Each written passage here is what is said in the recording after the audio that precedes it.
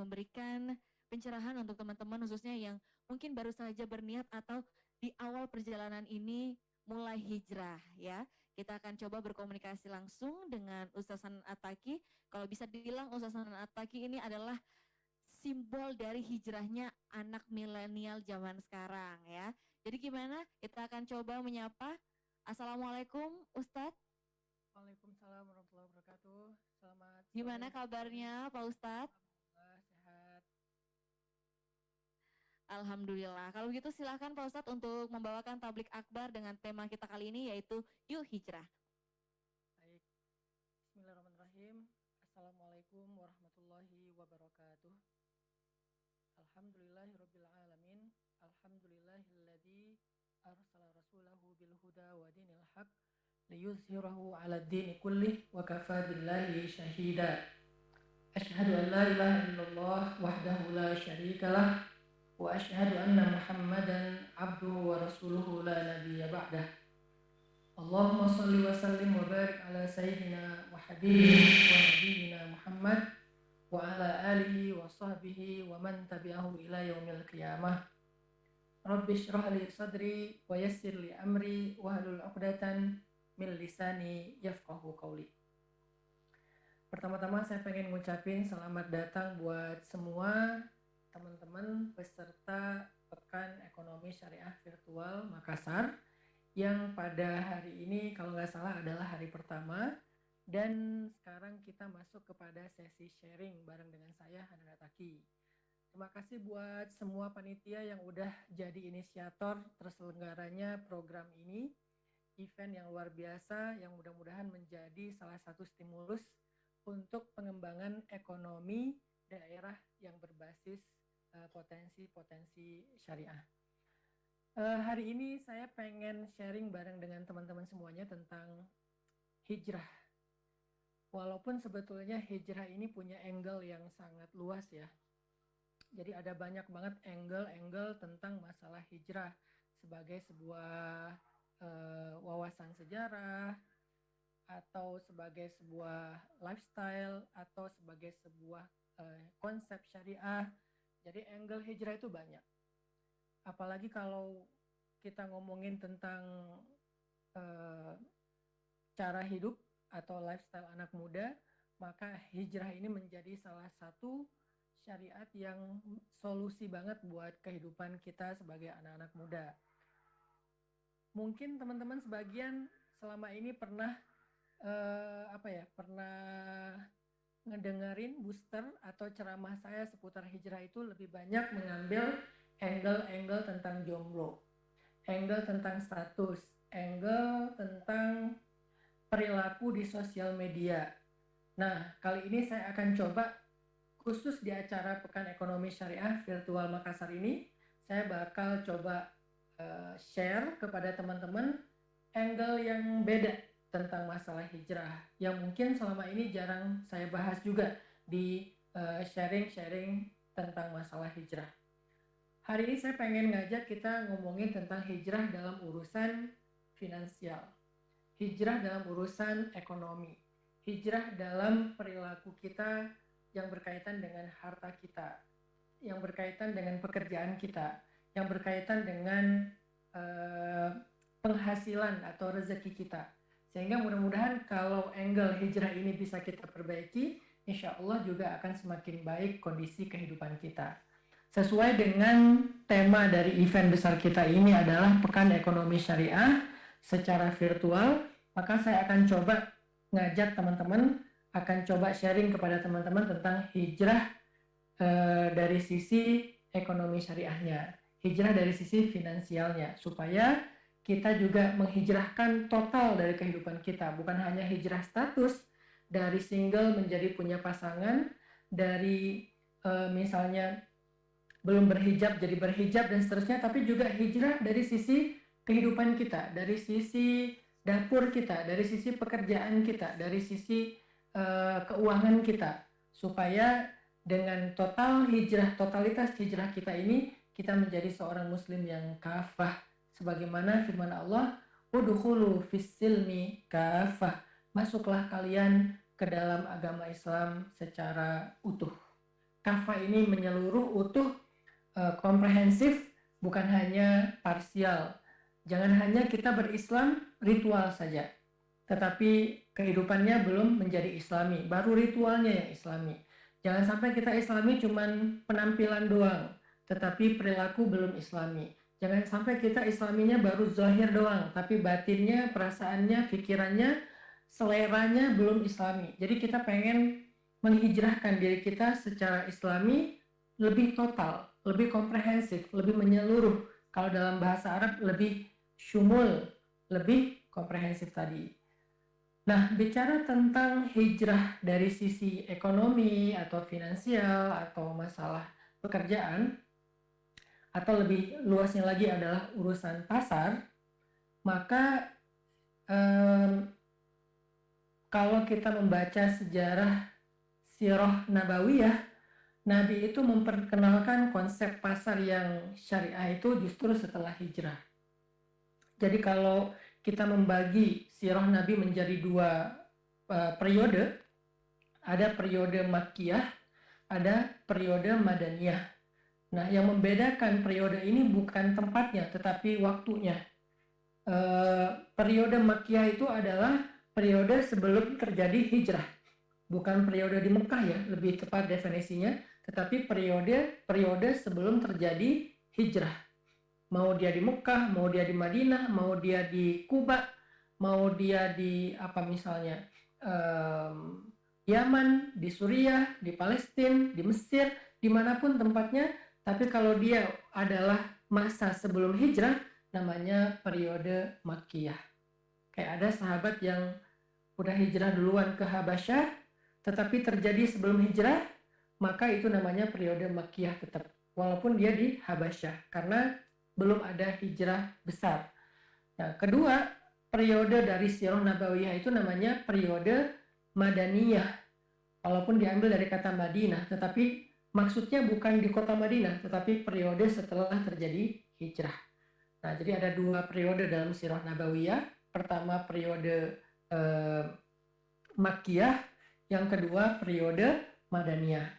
Nah, kalau kita membaca sirah tentang pasar, tentang ekonomi, tentang syariat yang halal dalam mencari rezeki, sistem perdagangan dan seterusnya, itu baru diperkenalkan oleh Nabi SAW kepada para sahabat, kepada dunia, itu setelah fase hijrah atau dikenal dengan pada periode Madaniyah. Jadi hijrah adalah momentum syariat, baik itu syariat dalam urusan sosial, syariat dalam urusan ritual, maupun syariat dalam urusan ekonomi. Jadi hijrah itu adalah proses momentum mensyariatkan lifestyle kaum muslimin. Kalau sebelum hijrah itu masih dalam bentuk akidah, motivasi, spirit, ya keyakinan, faith, belief, itu adalah sebelum hijrah. Tapi setelah hijrah adalah penerapannya. Jadi bisa dibilang momentum menerapkan cara hidup yang lebih islami, yang lebih syariat itu terjadi setelah peristiwa hijrah. Jadi kalau hari ini panitia memberi saya judul hijrah yuk siapa takut misalnya, dan dikaitkan dengan acara kita yaitu masalah ekonomi syariah, pekan ekonomi syariah secara virtual, maka tepat sekali karena memang Nabi mulai menerapkan konsep syariah di pasar, konsep syariah dalam pekerjaan, konsep syariah dalam payment, dalam transaksi itu setelah hijrah ke kota Madinah. Jadi tema hari ini saya pengen sharing tentang hijrah tapi dari angle masalah ekonomi. Baik itu pasar, maupun masalah payment, maupun masalah investasi, maupun masalah mungkin lebih kepada transaksi dan seterusnya. Yang jelas, yuk sama-sama kita semangat berhijrah dalam urusan harta. Supaya dengan hijrahnya harta kita menjadi halalan thayyibah, Allah Subhanahu wa Ta'ala akan memberikan kebaikan kita di dunia dan di akhirat. Ada beberapa poin hijrah yang saya pengen sampaikan pada sore hari ini. Pertama, halal lifestyle.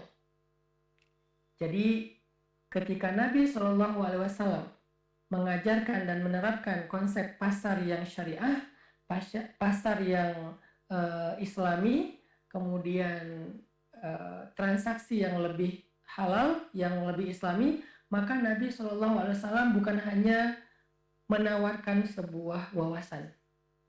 Jadi halal lifestyle ini, makanya saya menamakannya dengan istilah lifestyle, karena hijrah pun bukan sekedar wawasan, bukan sekedar kajian, tetapi dia adalah lifestyle. Nah, halal lifestyle bukan sekedar wawasan mana yang halal, mana yang haram. Ayat-ayat atau hadis-hadis atau nasihat ulama, fatwa, bukan. Halal lifestyle itu adalah sebuah perilaku. Jadi kalau kita pengen hijrah kepada yang halal, hijrah kepada yang syariat, jangan cuma jadi wawasan doang. Jangan cuma jadi teori, jangan cuma jadi konten taklim, jangan cuma jadi mood booster, tetapi dia harus menjadi perilaku kita, daily life kita, kehidupan kita sehari-hari memang udah harus menjadi yang lebih halal. Sehingga ketika Nabi menerapkan konsep syariat dalam ekonomi dan pasar di kota Madinah, maka syariat ini udah menjadi sebuah lifestyle-nya para sahabat. Halal itu bukan lagi menjadi wawasan, tetapi udah menjadi perilaku mereka sehari-hari. Dan kata para ulama, halal lifestyle bukan hanya soal pilihan hidup. Jadi kita disuruh memilih mau yang halal atau yang haram, enggak. Bahkan kalau dalam urusan halal dan haram, kita nggak perlu istikharah. Istikharah itu kan untuk dua pilihan yang sama-sama baik ya. Yang satu misalnya dalam urusan jodoh ya. Kalau dalam urusan jodoh yang satu ini dia misalnya dari sisi finansial lebih, tetapi dari sisi agama mungkin baru belajar. Yang ini udah hafal Quran sekian juz, tapi finansialnya masih merintis misalnya. Kan dua-duanya nih baik nih. Dua-duanya muslim, dua-duanya insya Allah bertanggung jawab. Cuman ada pertimbangan-pertimbangan khusus yang membuat kita kayak galau gitu. Mau memilih yang mana. Nah, dalam urusan ini kita disuruh istikharah. Karena dua-duanya halal, dua-duanya baik. Dua-duanya juga mau dinikahi. Beda kalau yang satu mau nikah, satu yang mau pacaran, kan ini yang halal dan haram. Nah, kalau antara halal dengan haram, kita nggak perlu istikharah. Karena antara halal dan haram, kita langsung menjadi sebuah kewajiban untuk memilih yang halal. Makanya halal lifestyle itu bukan sekedar pilihan hidup. Mau halal apa mau yang nggak halal. Tapi dia adalah sebuah kewajiban. Jadi kita menjadi seorang muslim wajib menerapkan konsep halal lifestyle dalam kehidupan kita. Mau itu penampilan, mau itu masalah pekerjaan, mau itu masalah hubungan dengan lawan jenis atau status, semuanya udah menjadi sebuah lifestyle kita. Jadi nggak boleh lifestyle halal itu sekedar pilihan. Gue nggak mau terlalu islami deh, yang penting asik-asik aja. Itu bukan pilihan. Halal lifestyle itu adalah sebuah kewajiban bagi orang yang beriman. Jadi kita nggak punya pilihan. Ketika kita berikrar untuk menjadi seorang muslim, asyhadu an la ilaha illallah wa asyhadu anna Muhammad Rasulullah, maka saat itulah menjadi beban kewajiban kita untuk menjadikan hidup kita lebih halal. Sama dengan klaim kita di setiap doa iftitah pas kita sholat, kan kita bilang inna sholati wa nusuki wa mahyaya wa mamati lillahi rabbil alamin, gitu kan. Apa maksudnya? Kita mengatakan mahyaya mamati lillah, hidup saya, mati saya untuk Allah. Apa maksudnya? Maksudnya kita istislam. Kita berserah kepada Allah, mau diatur kayak gimana kita ngikut. Jadi kalau Allah bilang lakukan ini, kita lakukan. Kalau Allah bilang tinggalkan itu, kita tinggalkan. Apa yang Allah perintahkan kita kerjakan, apa yang Allah larang kita tinggalkan. Itu namanya istislam atau Islam atau Muslim. Berserah. Sehingga kalau misalnya Allah memberi kita sebuah cara hidup, perilaku dalam kehidupan kita sehari-hari yang dikenal dengan istilah syariat atau Islam atau Islami, maka itu sudah menjadi sebuah keharusan bagi kita untuk menjadikannya sebagai cara hidup kita, bukan lagi pilihan. Kalau kita masih menolak cara yang Allah tawarkan, berarti kita belum menjadi muslim. Gimana kita bilang saya udah berserah kepada Allah, tapi kita masih membantah. Orang yang udah menyerah nggak akan membantah. Orang yang sudah berserah nggak akan berdebat. Orang yang sudah berserah nggak akan bilang tapi. Orang yang sudah berserah nggak ada pilihan kecuali sami'na wa ata'na. Maka halal lifestyle itu adalah bukan pilihan, tetapi dia adalah kewajiban. Jadi kalau kita mengaku sebagai seorang muslim, sudah menjadi kewajiban kita untuk menjadikan kehidupan kita itu halalan atau islamiyan, menjadi seorang muslim yang islami. Bukan muslim yang masih tanggung gitu, masih labil, mudzabdzabina baina dzalik, la ilaha ula wala ilaha ula, terombang-ambing di antara keduanya, nggak ke kanan, nggak ke kiri, tergantung musim, tergantung kondisi, tergantung tren. Apa? Imma'ah kalau bahasa para ulama. Apa itu imma'ah? Ikut sana, ikut sini. Nggak punya track sendiri gitu. Padahal Islam itu adalah track hidup kita yang kita berjalan di atasnya. Orang yang imma'ah itu dia nggak pakai track, dia ngelihat di sekelilingnya ada apa, dia ikut ke kanan, ke kiri. Kalau lagi tren hijrah, dia ikut hijrah, nanti tren yang lain ikut yang lain, dan seterusnya. Enggak. Muslim itu tidak imma'ah. Muslim itu tidak muzabzabin. Muslim itu adalah istiqomah. Apa arti istiqomah? Apa beda dengan dawam? Istiqomah itu artinya komitmen. Kalau dawam itu artinya konsisten. Jadi kita komitmen dengan cara hidup yang sudah Allah gariskan, karena kita sudah mengaku sebagai seorang muslim atau yang berserah diri kepada Allah Subhanahu wa taala.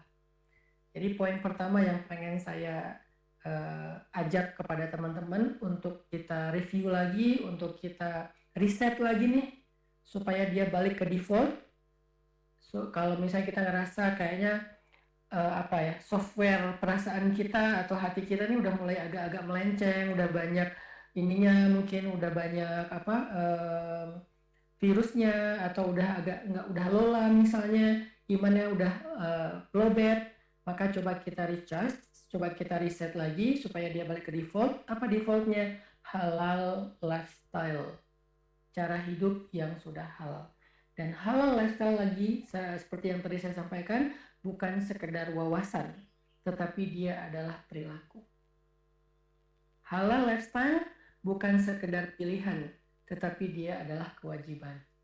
Halal lifestyle bukan cuma urusan dunia, tetapi urusan akhirat. Bukan cuma urusan dunia, tetapi urusan akhirat. Allah Subhanahu wa taala berfirman tentang masalah halal sebagai lifestyle kita ini. Kata Allah di dalam surat Al-Baqarah ayat 168 dan ayat 172. Ini ada dua perintah agar kita menjalani hidup dengan cara yang halal, terutama dalam urusan rezeki, dalam urusan pekerjaan, dalam urusan dagang, dalam urusan payment, transaksi, dan seterusnya. Apa firman Allah di dalam surat Al-Baqarah ayat 168?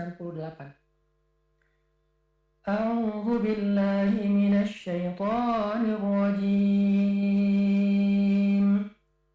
Bismillahirrahmanirrahim. Ya ayyuhan nasu kulu mimma fil ardi halalan thayyiban. Ya ayyuhan nasu kulu mimma fil ardi halalan thayyiban. ولا تتبعوا خطوات الشيطان إنه لكم عدو مبين إنما يأمركم بالسوء والفحشاء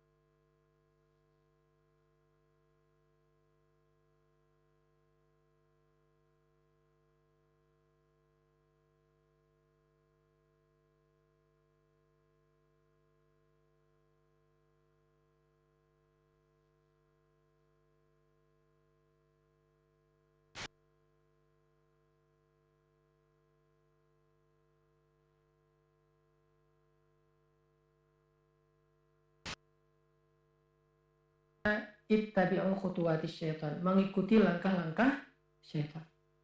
Sedangkan Allah mengatakan wala tattabi'u khutuwatis syaitan, jangan mengikuti langkah-langkah syaitan. Apa arti mengikuti langkah-langkah syaitan? Meninggalkan halal lifestyle. Baik itu dari sisi penampilan, membuka aurat misalnya, atau dari sisi status atau hubungan, pacaran, khalwat, dan seterusnya misalnya. Dari sisi finansial, misalnya kita tidak menggunakan transaksi yang halal, kita ada curangnya, ada zalimnya, dan seterusnya, maka berarti kita mengikuti langkah-langkah syaitan. Dan kata Allah, syaitan itu adalah musuh. Bagaimana mungkin kita percaya kepada musuh, lalu mengikuti jejaknya, dan berharap mendapatkan kebaikan? Nggak mungkin. Di sini Allah pengen meyakinkan kita, kalau kita mengikuti langkah-langkah syaitan, meninggalkan lifestyle halal, kita tuh nggak akan untung. Kita tuh nggak akan dapat kebahagiaan dan kebaikan. Karena sama seperti kita berharap dengan ikutin musuh, dengan ngekor di belakang musuh, kita akan dapat kebaikan. Nggak mungkin. Namanya juga musuh. Kadang-kadang kita ngikutin teman aja kecewa ya. Kadang-kadang kita ngikutin teman aja dikhianatin. Kadang-kadang kita ngikutin orang yang kita cintai aja malah ditikung, malah ditinggalin. Padahal yang kita ikuti itu orang yang dekat dengan kita, orang yang kita percaya, orang yang selama ini baik sama kita. Bisa aja kita disakiti. Apalagi jelas-jelas mengikuti musuh. Gak mungkin orang ngikutin musuh terus bahagia, gak mungkin. Yang ada dia disandung. Gak mungkin kita ngikutin musuh terus dia akan memberikan hak kita yang ada dicurangin. Sehingga Allah mengatakan, sesungguhnya syaitan itu lakum aduwwum mubin, adalah musuh yang nyata bagi kalian. Jadi gimana caranya kalian berharap dapat kebaikan dengan mengikuti musuh kalian? Nggak mungkin. Jadi siapa yang meninggalkan halal lifestyle, nggak mau hijrah kepada Allah, berarti dia mengikuti langkah-langkah syaitan. Ketika dia mengikuti langkah-langkah syaitan, maka jangan berharap dia akan mendapatkan kebaikan dari syaitan. Justru sebaliknya kata Allah di ayat 169, siapa yang mengikuti langkah-langkah syaitan, sesungguhnya syaitan itu ya'murukum bisu' wal fahsya. Syaitan itu menyuruh kalian kepada su' dan fahsya. Apa bedanya su' dan fahsya? Su' itu adalah dosa yang merugikan orang lain, fahsya itu adalah dosa yang merugikan diri sendiri. Gak mungkin menguntungkan diri sendiri dan orang lain. Yang ada merugikan diri sendiri dan orang lain. Jadi siapa yang gak mau hijrah kepada halal lifestyle, berarti dia pasti antara merugikan dirinya atau merugikan orang lain. Dan Islam konsep dasarnya menguntungkan dirinya dan orang lain. Harus sama-sama untung, harus sama-sama baik, harus sama-sama happy, harus sama-sama ridho. Gak boleh salah satunya untung dan yang lainnya dirugikan. Dan konsep itu hanya ada di dalam konsep halal lifestyle. Ini ayat pertama. Ayat kedua ada di surat Al-Baqarah 172. Kalau teman-teman mau buka aplikasi Al-Quran di handphonenya masing-masing, silahkan buka surat Al-Baqarah ayat 172. Allah Subhanahu wa Ta'ala berfirman, Ya ayyuhalladzina amanu, wahai orang yang beriman, kata Allah. Kalau tadi, wahai manusia, umum. Kalau sekarang, orang beriman, lebih khusus lagi. Ya ayyuhalladzina amanu, kulu min tayyibat, kulu min tayyibati ma razaqnakum, washkuru lillahi in kuntum iyyahu ta'budun. Ya ayyuhalladzina amanu, wahai orang-orang yang beriman, kulu min thayyibati ma razaqnakum, makanlah yang baik-baik dari apa yang kami anugerahkan untuk kalian. Kalau tadi, makanlah yang halal dan baik dari bumi. Kalau ini, makanlah yang baik-baik dari apa yang kami anugerahkan untuk kalian. Apa bedanya? Bedanya, Allah menyediakan semuanya di muka bumi, lalu menyuruh manusia untuk memilih yang halal dan baik. Tetapi Allah menyediakan yang lebih istimewa untuk orang yang beriman, yang terbaik dari yang baik. Yang terbaik dari yang baik. Allah pengen membersihkan orang yang beriman. Allah pengen kehidupan orang yang beriman itu elegan, bersih, suci, nggak ada kotoran. Nggak ada kotoran di dompetnya, nggak ada kotoran di dapurnya, nggak ada kotoran di mulutnya, nggak ada kotoran di perutnya, nggak ada kotoran di tubuhnya yang mengalir menjadi darah dan tumbuh sebagai daging. Kenapa? Karena Allah pengen orang yang beriman itu suci, tazkiyah. Untuk itu teman-teman yang dirahmati Allah, Allah mengatakan, "Kulu min thayyibati ma razaqnakum." Makanlah dari yang baik-baik apa yang kami anugerahkan kepada kalian. Washkuru lillah, bersyukurlah kalian kepada Allah, in kuntum iyyahu ta'budun. Kalau memang kalian hanya taat kepada Allah saja. Kalau memang kalian benar-benar beribadah, menyembah, taat, tunduk hanya kepada Allah saja. Tapi kalau kalian membangkang, maka berarti kalian belum menjadi seorang mukmin atau seorang muslim. Ini adalah ayat kedua dari surat Al-Baqarah tentang perintah menjadikan hidup kita dengan konsep halalan thayyiban atau halal lifestyle. Jadi balik lagi kepada poin pertama tadi yang saya sampaikan, teman-teman. Yuk kita hijrah secara ekonomi, secara pekerjaan, secara finansial, secara dagang kepada halal lifestyle. Karena halal lifestyle bukan sekedar pilihan, tetapi dia adalah kewajiban, ketaatan kita kepada Allah. Orang yang hidupnya sudah halal, insya Allah dia taat. Halal lifestyle bukan sekedar wawasan, tetapi dia adalah perilaku, cara kita hidup sehari-hari. Itu poin pertama. Poin kedua, kalau kita ngomongin tentang konsep pasar atau ekonomi syariah di zaman Nabi, itu spiritnya ada dua. Spiritnya ada dua. Saya nggak mau ngomongin fikih hari ini, karena kalau bagian fikih nanti bisa dengan ulama yang ahli di bidang fikih. Saya pengen ngomongin tentang motivasinya. Nah, dalam konteks motivasi, ada dua spirit dalam menjalankan ekonomi syariat yang diajarkan Nabi di kota Madinah. Spirit pertama adalah spirit keberkahan. Spirit pertama adalah mencari keberkahan, bukan mencari kekayaan.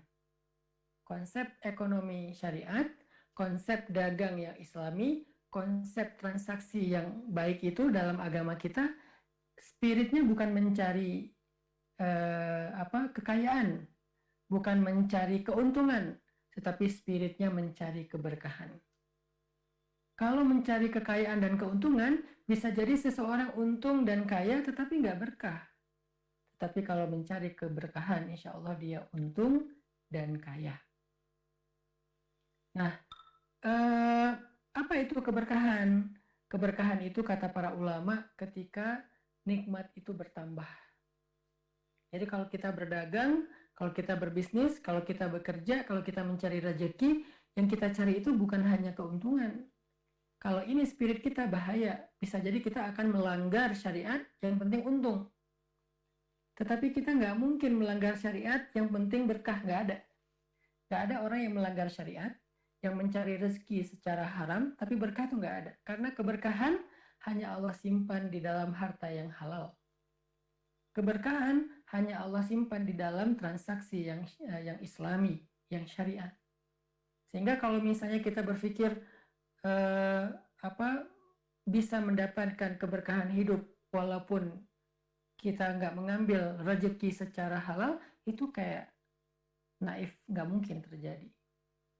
Makanya dalam spirit ekonomi syariat itu yang pertama banget adalah mencari keberkahan.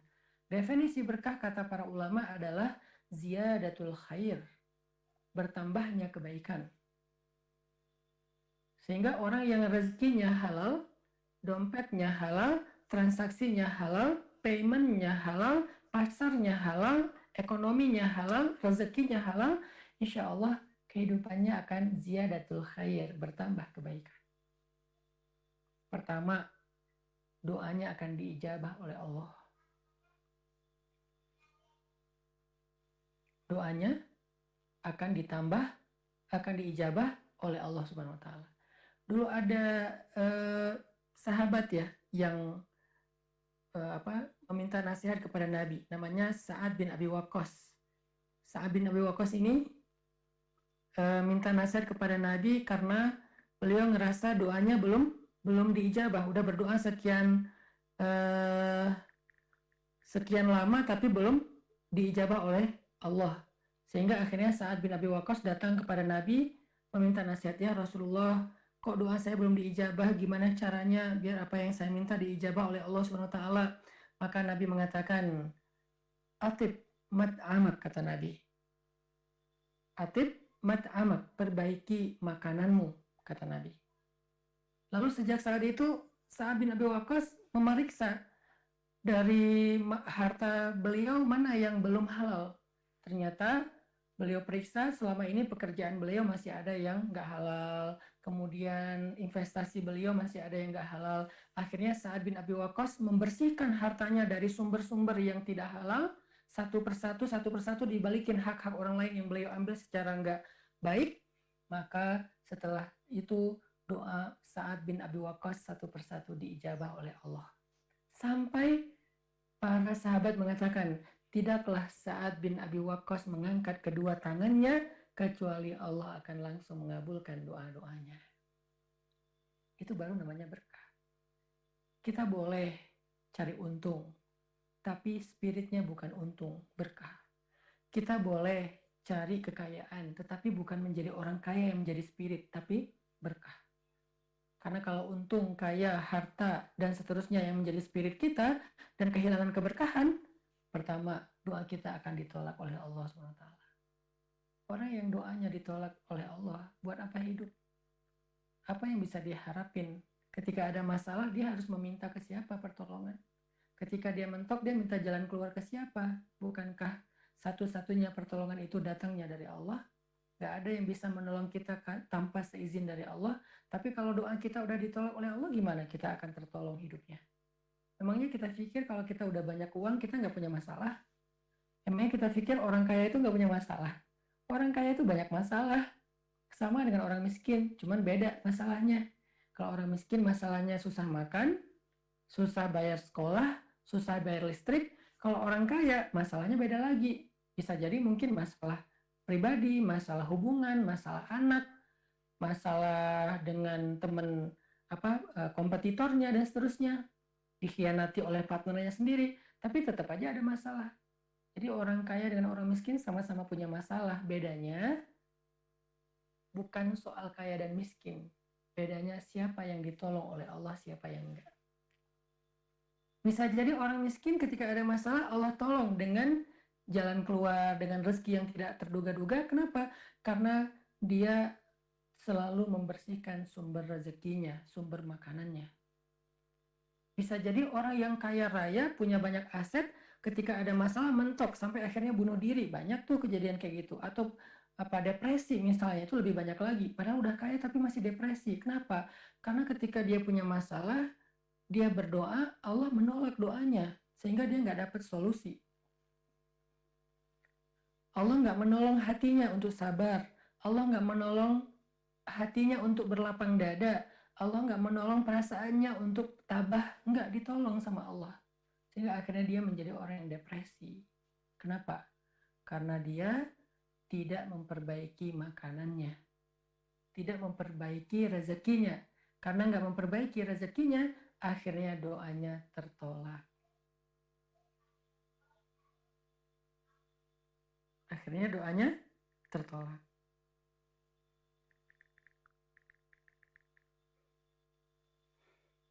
Nah, Sa'ad bin Abi Waqqas adalah seorang laki-laki yang ketika beliau berdoa, Allah langsung mengijabah. Kenapa? Karena atib mat'amak ya Sa'ad, kata Nabi. Perbaiki makananmu wahai Sa'ad. Perbaiki makananmu wahai Sa'ad. Sehingga setelah Sa'ad memperbaiki makanannya, akhirnya Allah Subhanahu wa taala pun memperbaiki hubungan dengan dia dengan mengijabah doanya. Itu namanya berkah. Doanya diijabah. Apalagi yang kita andalkan dalam hidup selain Allah mengijabah doa kita, teman-teman. Gak ada yang bisa kita harapin untuk memperbaiki keadaan kita kalau kita punya masalah kecuali Allah, dan hubungan kita dengan Allah itu hanya lewat doa.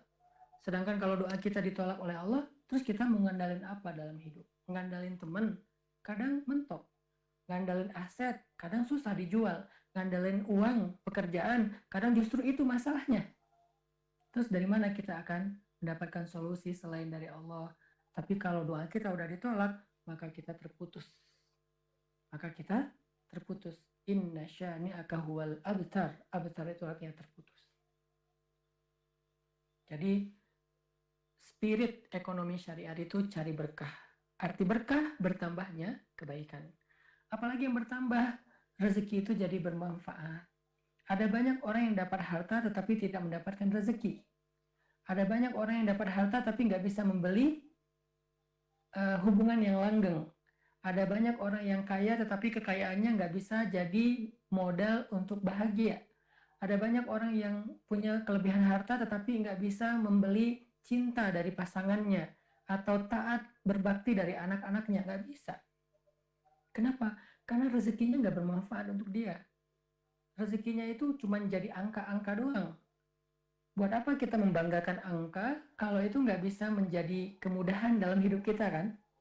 Bukankah angka-angka itu harapannya bisa menjadi kemudahan dalam hidup? Tetapi kalau angka-angka itu hanya sekedar berbangga-banggaan, alhaakumut takatsur hatta zurtumul maqabir kalla saufa ta'lamun summa kalla saufa ta'lamun.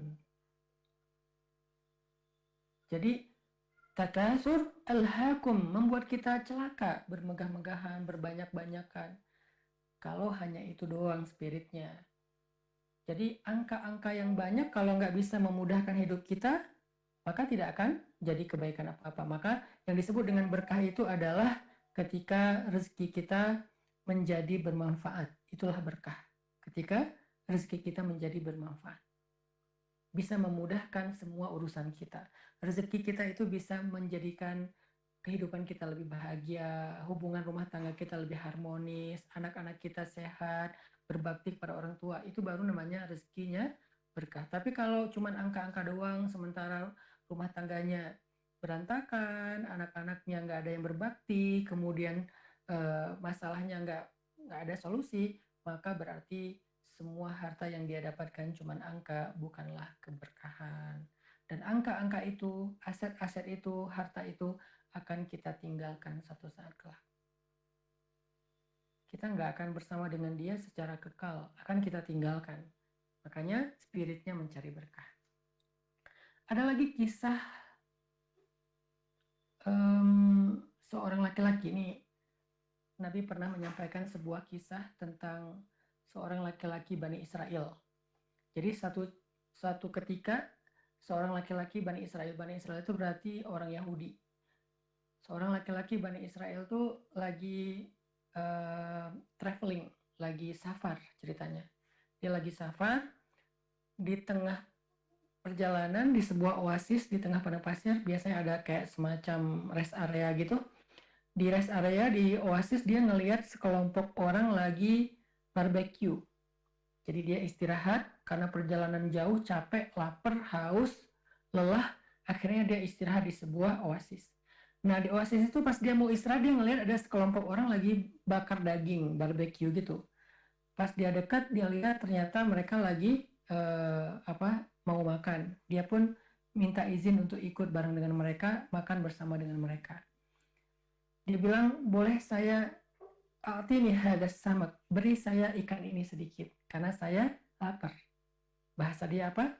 Beri saya ikan ini. Dia menunjuk ke arah daging yang sedang dibakar, tapi dia menggunakan bahasa ikan.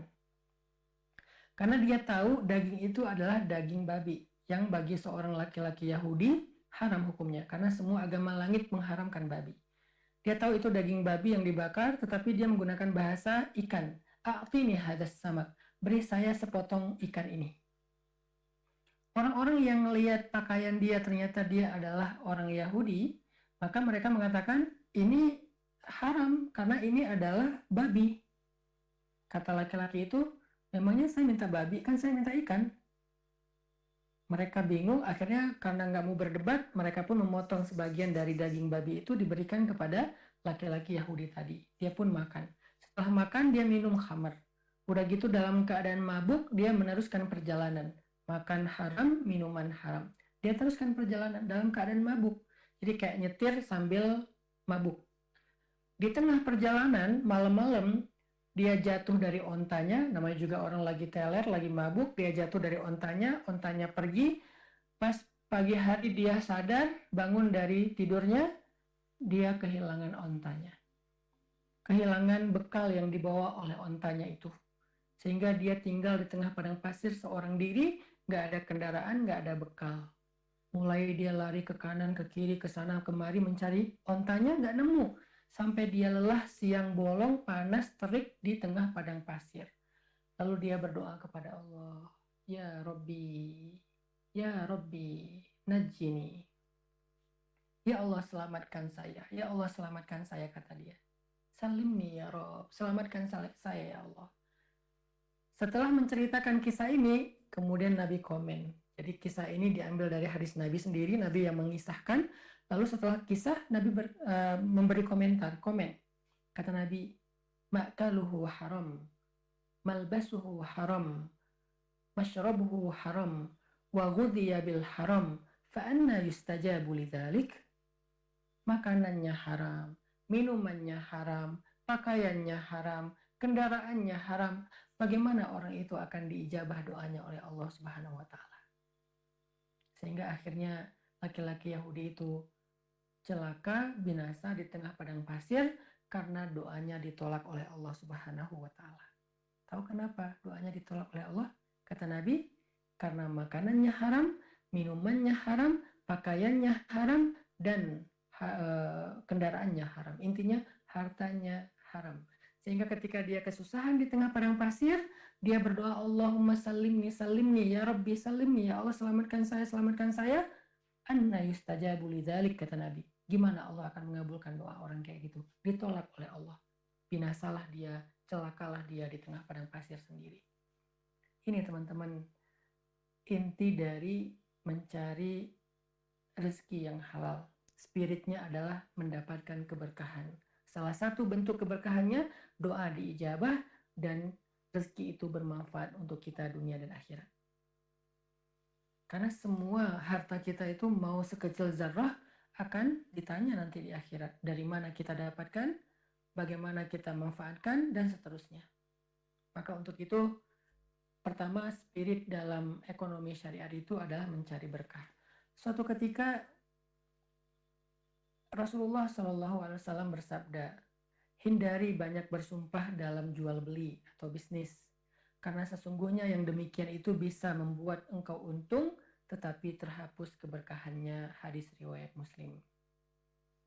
Coba lihat bagaimana nasihat Nabi untuk para pebisnis, para entrepreneur, para pedagang, para investor, para pekerja. Hindari banyak bersumpah dalam berbisnis, dalam jual beli. Demi Allah, ini mobil tangan pertama. Demi Allah, ini nggak pernah kena banjir atau tabrakan. Demi Allah, nih rumah udah saya renov. Demi Allah, harganya memang segitu. Demi Allah, saya udah hampir nggak dapat untung. Sampai ada yang bersumpah, demi Allah, saya udah rugi. Padahal dia untung. Sesungguhnya, sumpah dalam jual beli itu bisa membuat barangnya terjual, kata Nabi, atau untung, tetapi terhapus keberkahannya. Makanya ini menjadi landasan saya menyebutkan judul poin tadi bahwa spirit dalam ekonomi syariat itu bukan untung. Spirit dalam ekonomi syariat itu adalah berkah. Karena bisa jadi seseorang untung mampu menjual sebuah produk, tetapi kata Nabi, dia itu orang yang abtar, orang yang terputus, orang yang nggak dapat keberkahan dalam rezekinya. Dia nggak mendapatkan keberkahan dalam rezekinya, walaupun dia bisa menjual produknya. Buat apa? Doanya ditolak, hartanya tidak bermanfaat.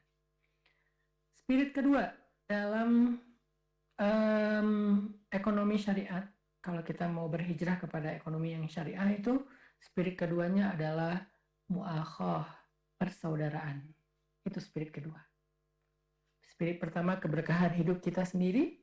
Kalau kita kerja, kita bisnis, kita investasi, kita transaksi, kita jual beli, kita payment, maka spirit pertamanya berkah untuk diri kita dan keluarga.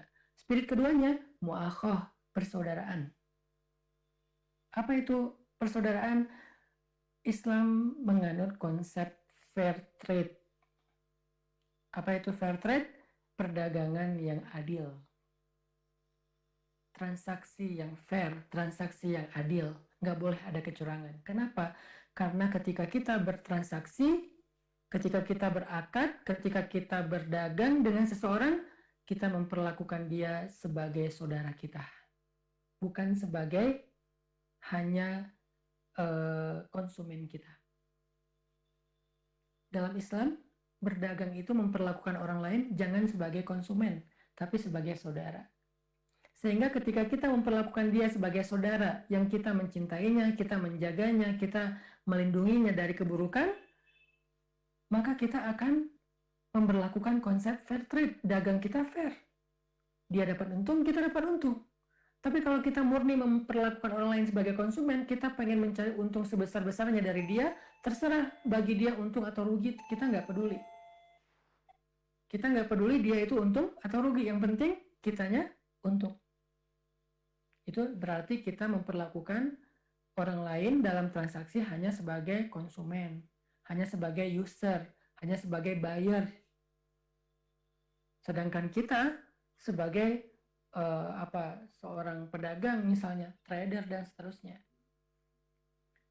Makanya dalam Islam, spirit dalam transaksi, spirit dalam ekonomi, spirit dalam dagang itu adalah spirit brotherhood, persaudaraan, mu'akhad. Kita memperlakukan orang lain sebagai saudara kita. Kira-kira tega nggak kita merugikan saudara sendiri? Tega nggak kita, misalnya kita ini punya anak, atau ya kalau seorang ayah membeli dari anaknya, anak membeli dari ayahnya, saudara membeli dari saudaranya, tega nggak sih kalau kita ngerugiin saudara sendiri? Tega nggak kalau kita curang sama saudara sendiri? Tega nggak kalau kita merahasiakan aib dari barang yang kita jual untuk saudara kita sendiri? Nggak tega kan? Karena dia adalah saudara saya nggak mau merugikan dia, saya nggak mau mencurangi dia, saya nggak mau membebani dia. Itu konsep dagang dalam Islam, persaudaraan. Saya pengen memudahkan dia, saya pengen ngasih dia untung, walaupun saya juga ambil untung, dan itu fair, saya untung, dia untung. Untung saya dari selisih harga, untung dia dari produk yang layak. Nggak ada yang ditutupi, nggak ada yang dirahasiakan. Bukan berarti kita hanya ngasih untung buat dia, terus kita rugi, itu namanya bukan dagang ya, itu namanya membantu. Tetapi kalau dagang, sama-sama untung, namanya fair, adil. Makanya Allah Subhanahu wa Ta'ala berfirman di dalam ayat tentang bersikap adil ketika kita berdagang itu, ada dua ayat nih. Pertama surat Al-An'am, kedua surat Al-A'raf. Kedua-duanya perintah untuk bersikap adil. Kata Allah di surat Al-An'am ayat 152, وَلَا تَقْرَبُوا مَالَ الْيَتِيمِ ولا تقربوا مال اليتيم إلا بالتي هي أحسن حتى يبلغ أشده وأوفوا الكيل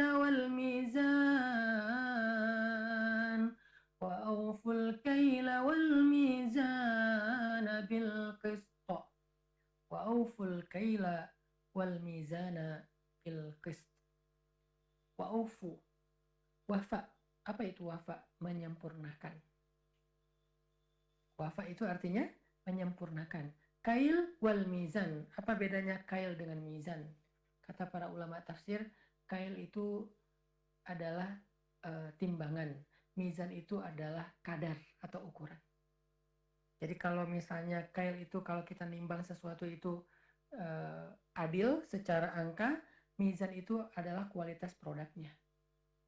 Sehingga kaila wal mizan, kata para ulama, bukan hanya soal adil dalam urusan jumlah, tetapi juga adil dalam urusan kualitas.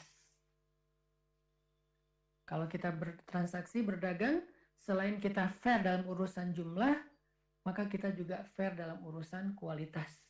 Bil qist, secara adil, fair. Jadi qistun itu atau adlun itu artinya fair. Sama-sama dapat kebaikan. Dia dapat kebaikan, kita dapat kebaikan. Tapi kalau curang, baik sebagai pembeli atau pedagang, wailul lil mutaffifin. Wail, celaka. Ada ulama tafsir mengatakan neraka, karena wail itu adalah salah satu nama neraka, neraka wail.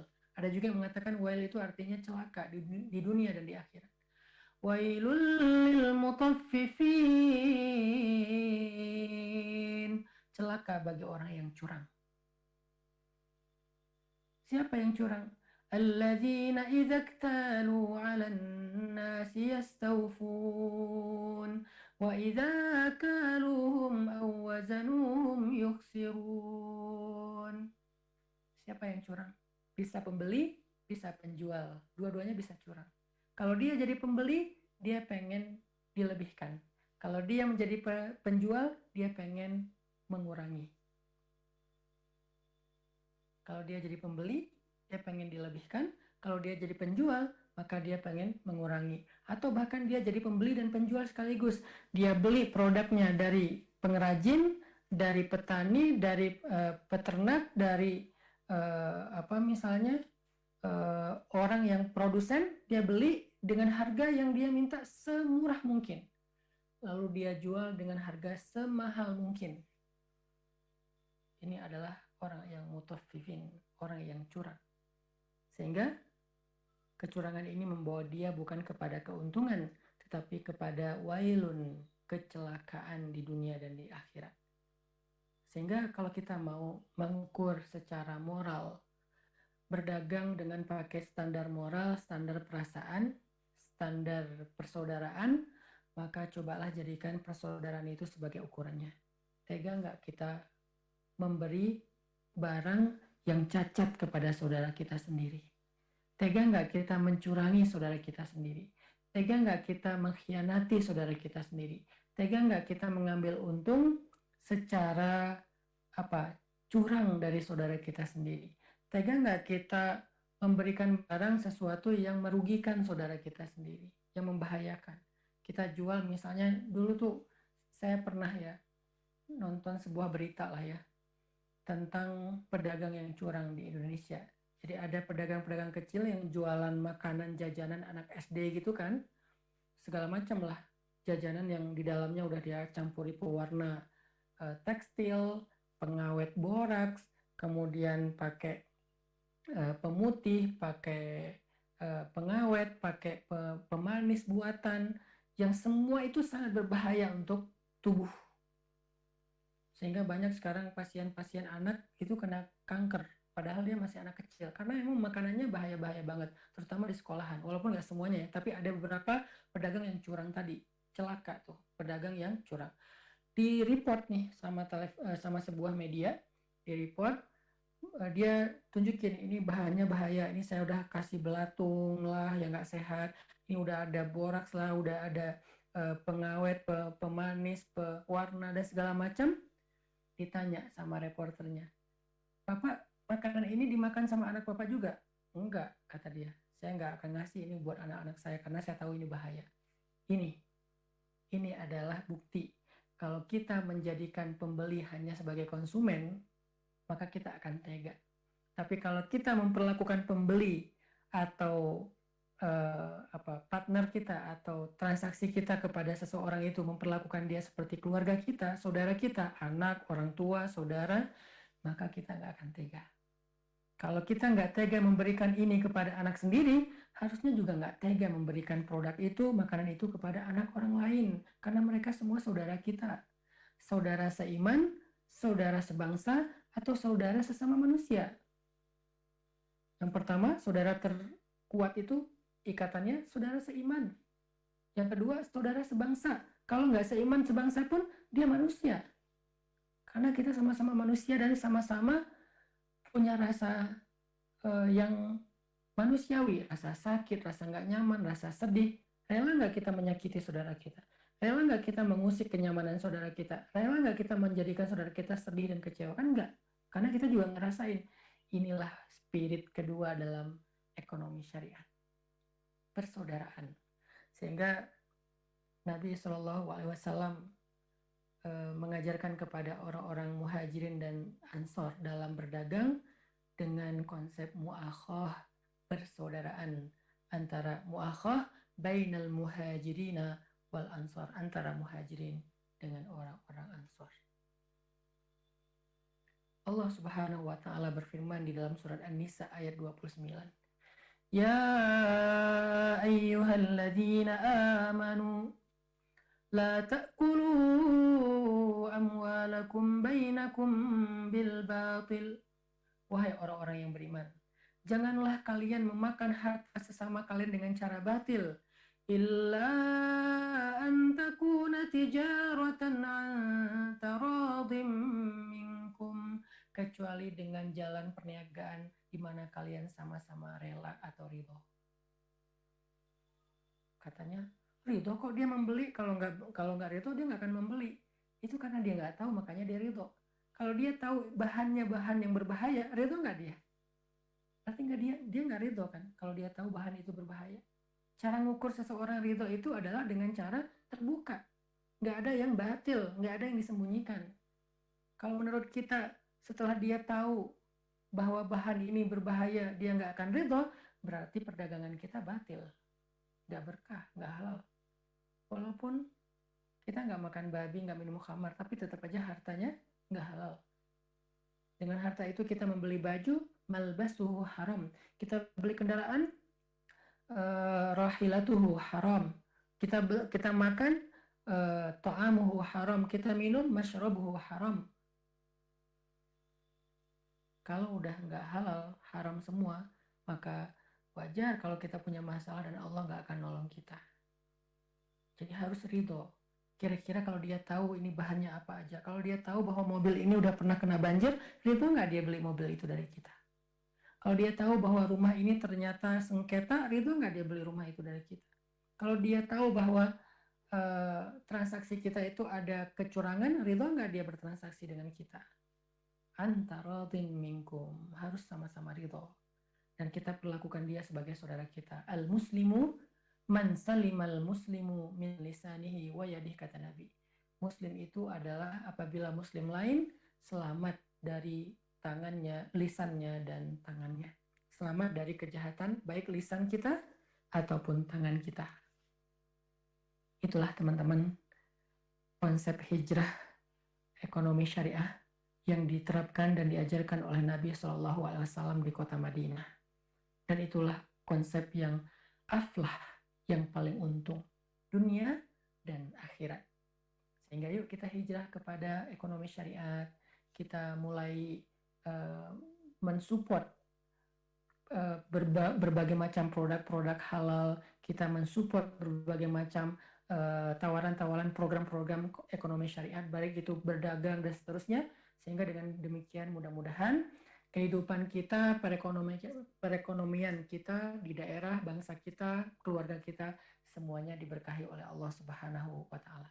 Itu aja yang bisa saya sampaikan. Mungkin nanti kita akan ada jeda sedikit ketika azan asar, karena di sini di waktu Indonesia Barat, di Bandung ini 2 menit lagi akan azan asar. Nanti saya minta waktu jeda dengar suara azan dulu, sekitar 4 menit atau 5 menit. Setelah itu kita lanjutkan kepada sesi berikutnya sampai selesai. Barakallahu fikum. Assalamualaikum warahmatullahi wabarakatuh.